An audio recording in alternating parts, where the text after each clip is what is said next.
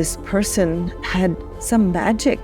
Krishna Das walked in and he was wearing black. And I thought, my God, this is now a Westerner who's going to be chanting, this is going to be terrible. See my biases, right? My father, in the beginning, he was a little concerned that I had joined a cult. I finally made it to Kaichi Dham myself. And I felt such an urgency to talk about what I was feeling. I didn't understand. He said, what you're feeling is Maharaji. And I never really had that experience. When I went there, I met Siddhima. I knew I had found my guru. Whatever the mood is, take your burden to his feet. Just ask Maharaji for help. As soon as I heard Om and Shri Ram Jai Ram, 3 hours went by. I don't remember what happened, but I was in the front of the room, right in front of him. There actually is a spiritual path for each individual soul.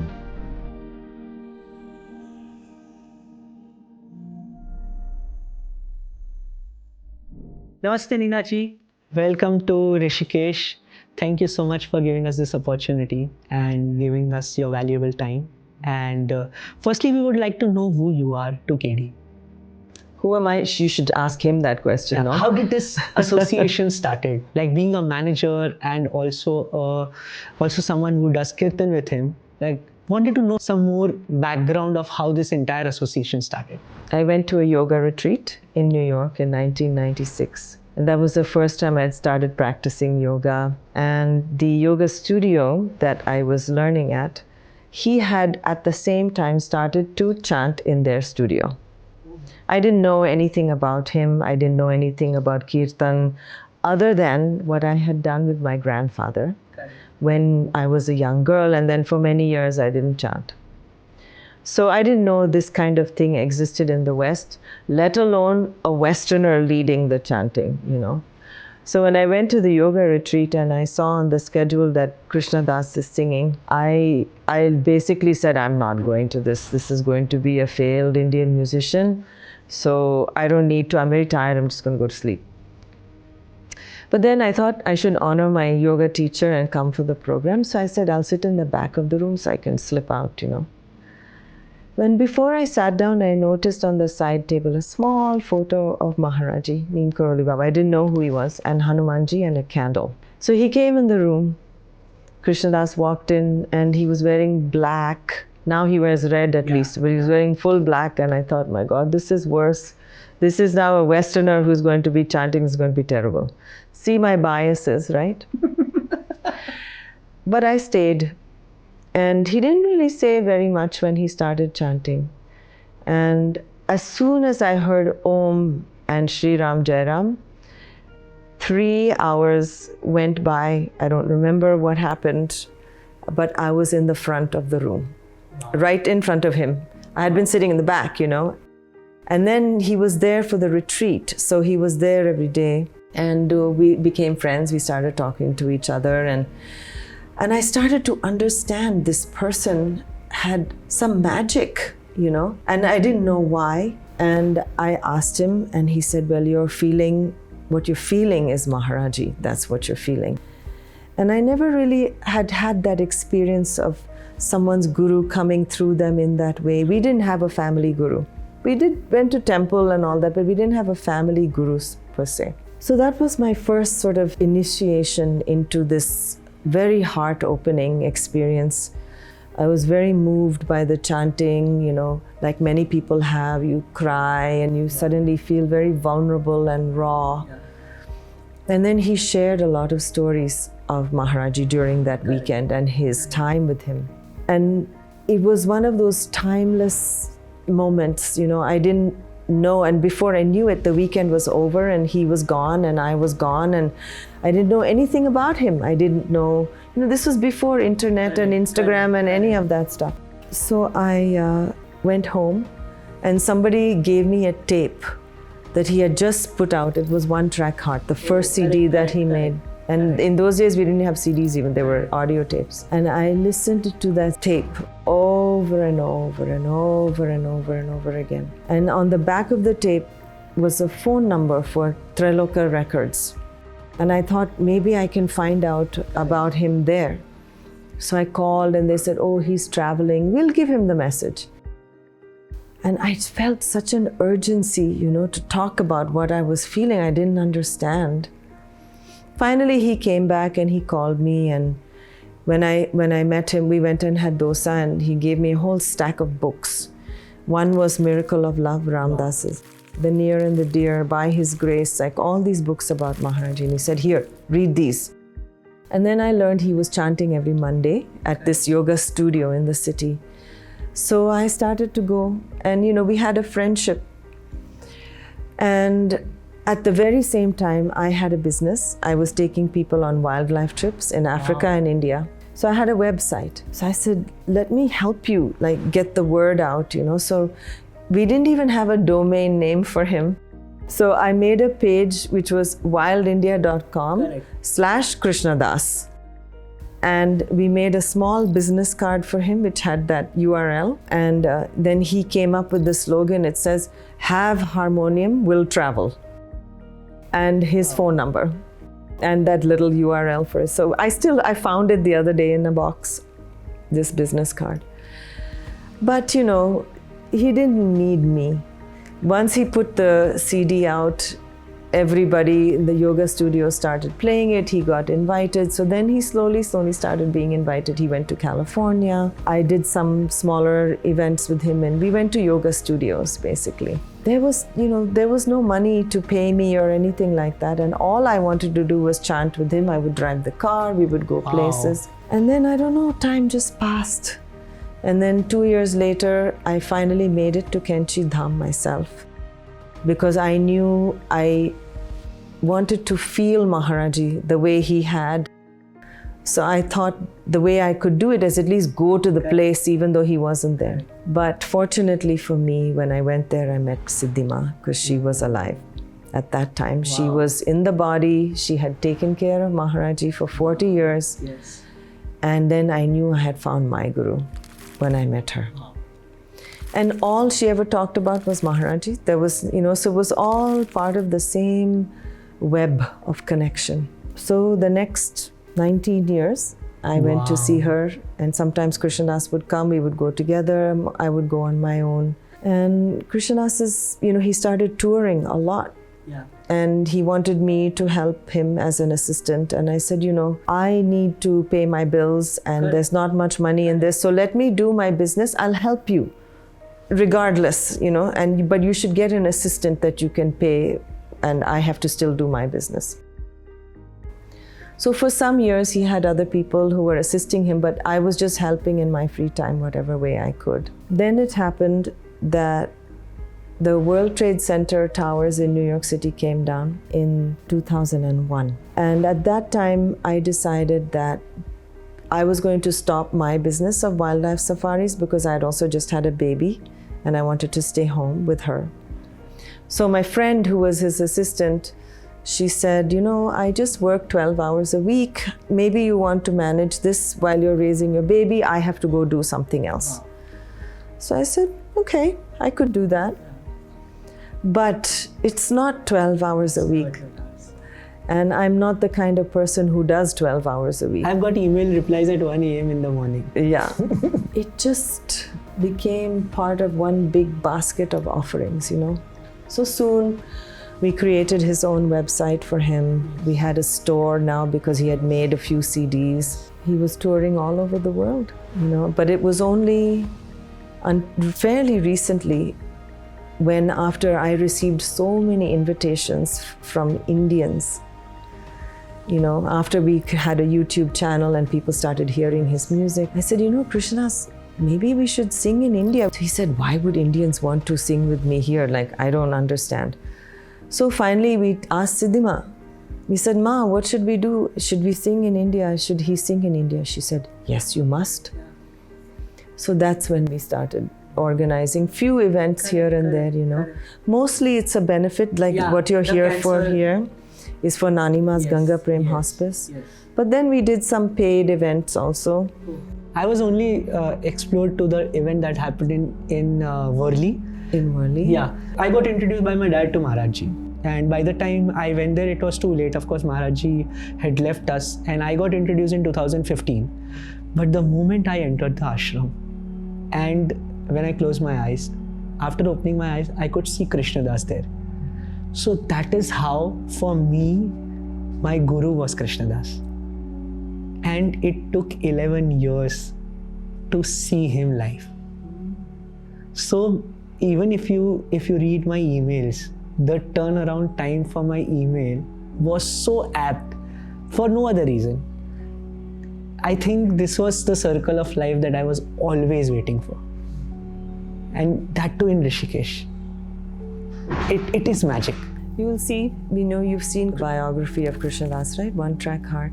He also talks about how after Maharaji left the body, it took 11 years for him to chant with people. So everything takes the time that it takes. And things that come with time always stays forever. This meeting would have been like a normal fan meeting the way I've taken 17 passes.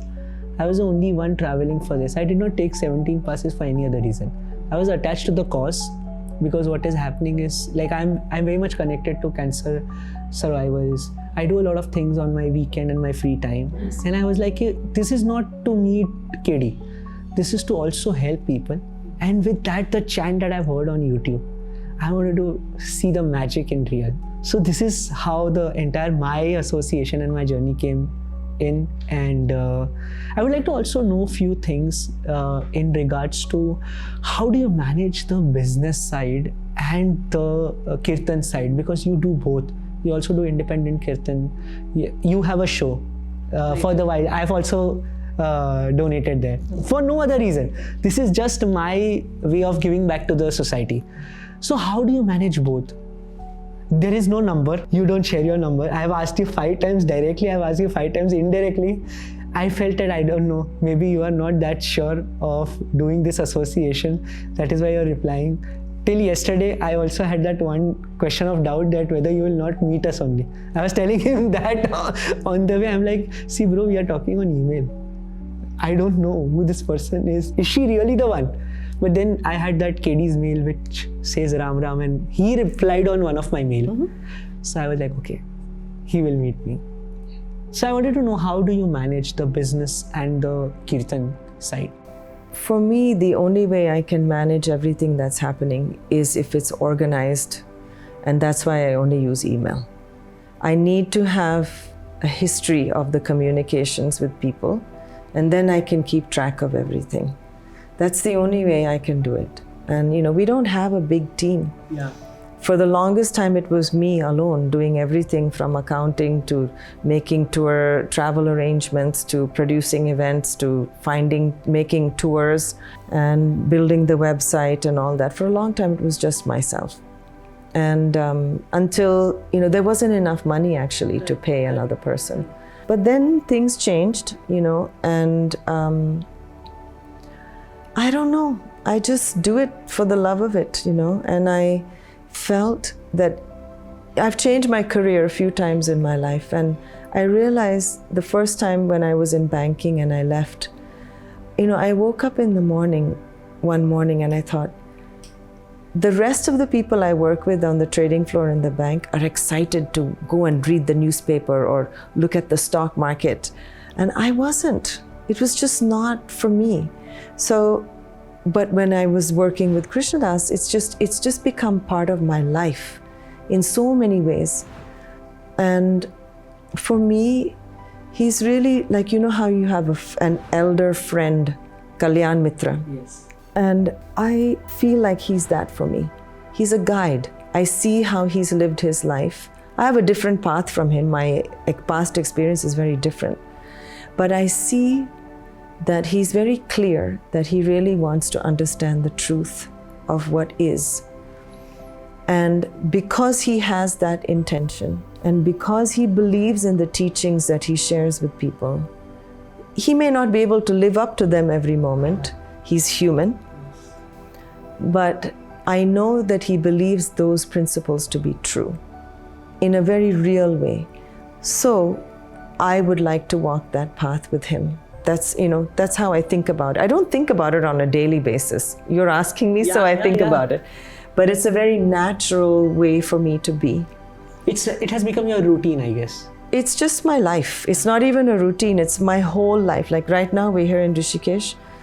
My sister started working with me about 11 years ago. She left her career in the fashion business in New York, and she came to work with me. I knew that she had the skills, even though she's not a chanter, or she's not involved in this practice the way I am. But she loves it. She wakes up in the morning feeling happy. Wow. For her. And who's here with me? My mother, my daughter, and both of my sisters are here in Rishikesh. They all came. Wow. So it's one big family that keeps getting bigger and bigger and bigger. And I never prescribed what I do for my family. I just do it. And they all slowly started participating. Even my father, who passed away, I looked at his belongings after he died, and a lot of them were tapes of Krishna Das. He's labeled them, kept them in the drawer. And, in the beginning, he was a little concerned that I had joined a cult or something. He wasn't living in America at that time. He was living here. And, here, as you know, there's a lot of phony. And he was worried because he said, now this is all you spend your time doing, only this. I said, Dad, you should just come to the kirtan to see. There's like regular people. Nobody's wearing robes. Nobody's wearing, anything. We're just regular people in their jeans coming to chant. After work, they come and chant. They go home. They have families. Everybody's doing their normal life. And then when he came and he enjoyed. He would beam when he came to the kirtan. And when I made my first album, he was there taking pictures. He couldn't sing a note, but he liked to listen. And he knew that it was going to be good for me, and it was good for me. So all his doubts were removed. Also, he met Krishna Das and the whole thing. So this path of chanting with music is something that comes naturally for many people. True. And they say in this day and age that in the Kali Yuga, it's really the only practice that we are capable of doing.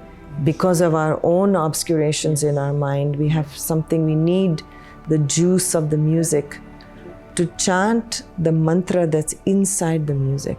Because that's the real healing, is in the mantra. Wow. It's in the name of the divine that's inside the music. If we were just singing something else, it wouldn't have the same effect. Maharaji has given Krishna Das the blessings, and he can tell you this story himself, but it was when I was with Siddhima that she told this story, and she said, in the same way that Maharaji made Krishna Das the pujari at the Devi Mandir back in the 70s and asked him to hand out the Charnamrit, in the same way, Krishna Das is still giving out the Charnamrit in the form of the name. Wow. And she received all of us so beautifully. If you asked any question, she said, just sing the name of God, sing Ram, sing with Krishna Das, chant Hanuman Chalisa, ask Maharaji for help. Whatever the mood is, take your burden to his feet.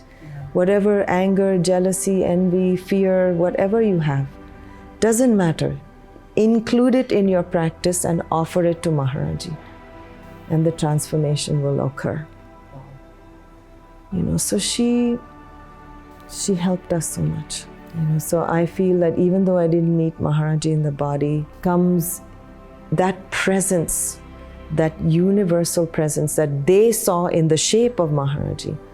Everybody feels in the sound of the name. Yeah. True. When Krishna Das chants, when we chant, when you do your own practice, this is the lineage. It's not a rigid lineage. We don't have to be initiated into it. You just flow like the river, like how Ganga is flowing. True. That's how it works. But it's difficult to meet a guru with so much of energy. These days, like how things are around in our society, there are a lot of gurus. But what you and KD had felt in Maharajji and Ma, and the way you express it, for a second I was at Kaichi Dham. Right now in the conversation, I was sitting there. Yeah. I was in front of his cart. Yes. I was just watching the way he was sitting there in his position, Ma sitting beside him. I was there. My body was here, my soul was there. Yeah. This is the power of the Guru that is there with you and KD. And everyone. And with you. I think so. It's in you. It's in you. Our job is just to remember. So now somebody's opened the door, they've turned the light on in the room so we can see. And this is your path now, is through their form in this, we don't know how many other forms they've had, how they're expressing with other people, we don't know. What we know is this, you know in your own heart how you feel. And you're learning to trust that. You're trusting it more and more as you're exploring through this film and conversation and all the things. So for me also, I knew when I heard Krishna sing that night, I had no idea who he is, what he is, who is Maharaji, I don't know. But I knew that every Monday night I was going to show up at that yoga studio and chant with him. And I didn't need to know why. Wow. I didn't need to know why. I just trusted that. And so when you know, when your heart talks to you and you can believe what your heart's saying with no doubt, just that much. You don't have to believe that Maharaji is the only, you don't have to know anything. Just you want to be there. Why? Because that's the place where you connect with your inner soul in the best way. And you feel at home. Yeah, true. You feel at home. All we want is to feel at home. Where do we feel home? We feel safe, we feel protected, we feel love, and we feel peace. All these things. So, we can talk about all that, but only you know. True. And all the people who hear the chanting, or they see a picture of Maharaji, or they see a picture of Ma, or they hear a little clip of somebody in a podcast and it resonates, you trust that. And you make your own spiritual path like that. No one has to tell you. Yeah, no one gives you the teaching. You don't need it. Yeah. But now you know. You stepped on the path, so now you know where to look. Yeah. And I think this was one of the message even from, I don't know, I just feel that this is what Maharaji wanted me to do. Okay. This is not, this has no other connection. This is a pure connection that he had envisioned for me and which has come to me through KD, meeting you. This has given me the circle of life, the round. Now I know that why I was at Kaichi in 2015, why I got introduced to KD through my dad, why did I email you. I am getting all the answers when I am listening to you. So I think some moments of life, you just don't plan. It just enters your body and it just touches the soul.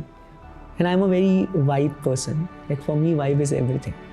His music is the healing power for me. I have healed myself from him. And when I do music, when I chant, I will share a video to you. I had chanted his Kashi Vishwanath Gange like for 11 minutes and I was playing on a water bottle in hum. And that day I felt a magic in myself. I couldn't feel it while just playing because I was in my own dhun. But when my friends recorded it, they till day, whenever they feel low, they just hear that track. So I can see the vibration in me, I can see the change. So thank you for this opportunity. So I would like to know from you the parting words that you would like to give to the people who are watching this and people around us. Like any of your thoughts to this generation and people. So my daughter is in your generation. Yes. And the thing that I learned when I first started chanting with Krishna Das is that there actually is a spiritual path for each person, each individual soul. I didn't know that existed. What is that? Because our minds are so filled with thoughts about who we are, what our life should be. Correct. You have your parents and community telling you who you should be. But it is important to find out who you are. And it's a big question. It's a lifelong question. Correct. And not only find out who you are, but really understand that in some way we're all connected to each other. True. And the best way to learn about yourself is to be able to look into someone else. Let them be who they are and accept them for who they are. Obviously, if there are people who are hurtful and so on, you have to set boundaries for that. Yeah. But no one has to be who you want them to be. They can just be who they are. Who do you want to be? What do you want to be in this world? And for me, I wanted to be able to trust my heart, my intuition, whatever that is. And also, like His Holiness the Dalai Lama said to these kids when he went to their school and he was talking about spirituality, he said, your goal should be to be the best friend you can be to anyone. Just be a friend. What does that mean to be a friend? Be kind, be understanding, try to be helpful if someone is in need. But all these things you can only do if you have a practice. This is the most important thing. And you can talk about spirituality, you can talk about getting to know yourself, all that. Have a practice. If you have anxiety or depression and all those things, it's all right to talk to a therapist. Correct. It's all right to take medicine if you need to. Support yourself though. The one main thread you should have in one's life so you can stay on the path in a good way is to have a practice that you do every day. Whatever that practice is for you, whether it's meditation, whether it's japa, whether it's chanting kirtan, whether it's yoga, whether it's breath practice, whatever, do something. Absolutely. Do something and do it every day, whether you feel good or feel bad. Correct. And when you need it, it will be there for you. I recommend this for everybody. So true, so true. Yeah. But thank you so much for giving us your time. Thank you for and asking me. we look forward to meeting you again Yes. whenever the next circle of life repeats. Okay. Thank you so much.